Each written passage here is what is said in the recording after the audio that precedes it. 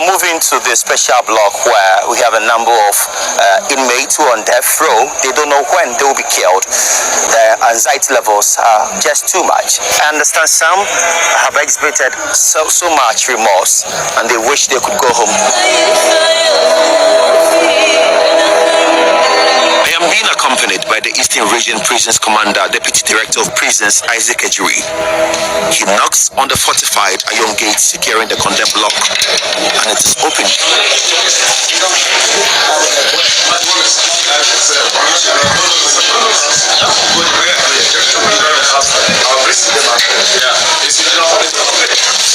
Life virtually ends here. Dreams are shattered immediately you are marched to this block. The scary sounds of death is all you hear ringing in your ears every second.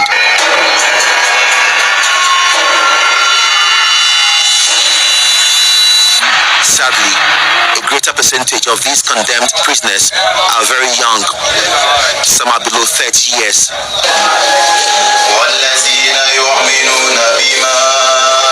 23-year-old Abdul Halik Hamza is one of the prisoners.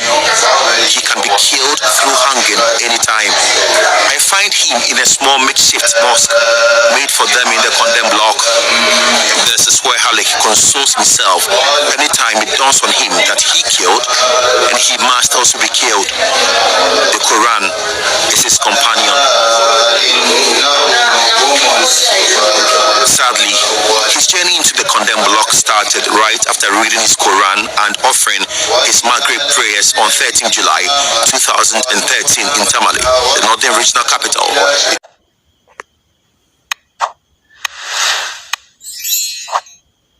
It was in a fasting season when we are about to break our fasting, so I left with my friends to the Nyuani roundabout to get some food and break our fasting. When we got there, we met some other group there, so we sit with them and we sat with them and we were conversing. So after that, I was left with one of my friends to take some key password with him that he was changed in my computer. So I was there with a friend when I heard noise. The people were shouting there. Actually, when I came back, I asked what happened, what is going on here, and they said some guys came and said they are going to beat them. That is what I heard. So I was telling them to stop. They were shouting and they were all taking things. They were just fighting. So I was telling them to stop. Through stopping them, I take some stick, some wood to see what I can do that to separate them so that everybody will move there. But being in this thing, through this separation, I hit one with a stick and he fell down. It was not a normal fall. His victim, Abdul Kanil, did not die immediately.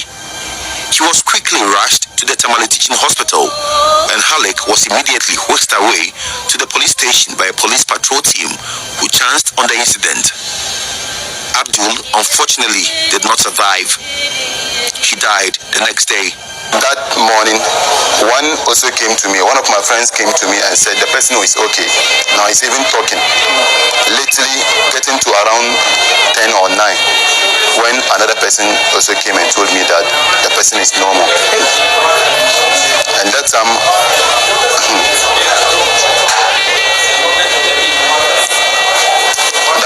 I've never met that thing before, and I've never think of it. So that time I make confused, because how can a human being lost in life through in your hands? So that time I was even confused. I was in the cells and they told me to eat, and I said no, I can't eat. This is what is going on, and what is going on, that thing I've never seen some before, so I can't live with it. And they told me I should be patient. This one, it is not my fault, but God knows why. That's what my friends in the cell told me.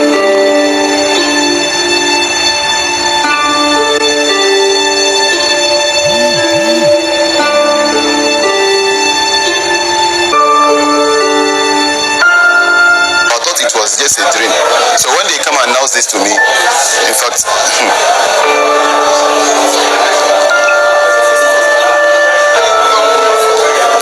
I was. Did you cry? I cried a lot. And even 3 days self, I do not eat. 3 days. When they were brought food, people brought food and said they are on date. And I said, not they are on date that I'm checking. What happened? What happened? What really happened? And that is what I'm thinking of. But not you are on date.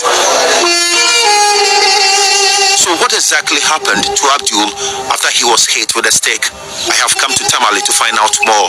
In the Attorney General's office here in Tamale, I am handed a dossier of documents on Halik, including his first charge sheet on 16 July 2013, his response and other statements from the investigators. Halik admits in his statement to the police that indeed he hit his victim with a piece of wood. He, however, kept stressing the fact that it was not premeditated. I checked the next paper, and there is the autopsy report answering my question on why 27-year-old Abdul Kanil died. The autopsy was done on 17 July 2013, 2 days after his death. The forensic pathologist with the Tamale Teaching Hospital, Dr. Edmond Dea Moni, states in his report that Abdul suffered severe head injury, massive scalp hematoma, that is a solid swelling of clotted blood with the tissues, and multiple skull fractures, as well as blunt trauma. Per the autopsy report, all these happened because of the piece of wood Abdul was hit with. Halik got to know later that he was even related to his victim. He was a member of his extended family that he didn't know.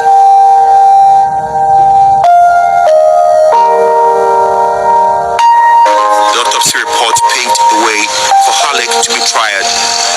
The trial took 3 years. Halik had high hopes he will escape any form of long custody because he had maintained over and again that he did not intentionally kill.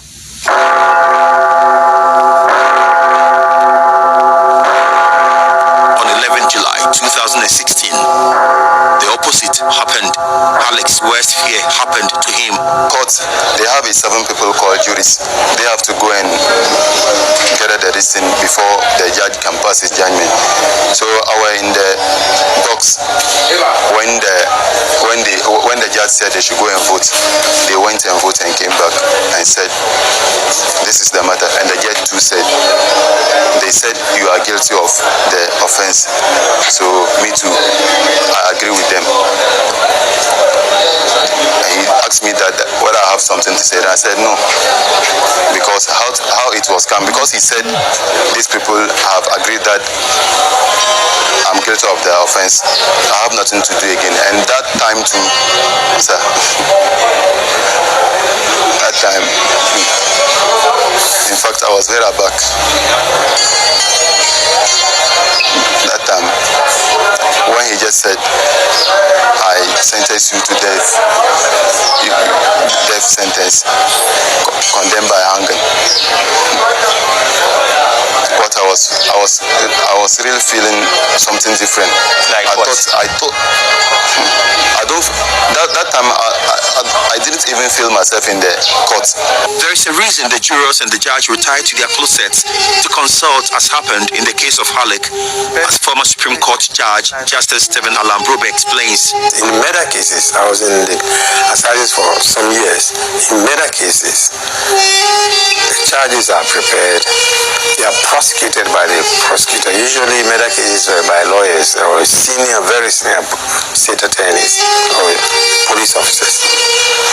Evidence is led, and then at the end of the trial, the judge sums up the law and the evidence to the jurors. That is the difference.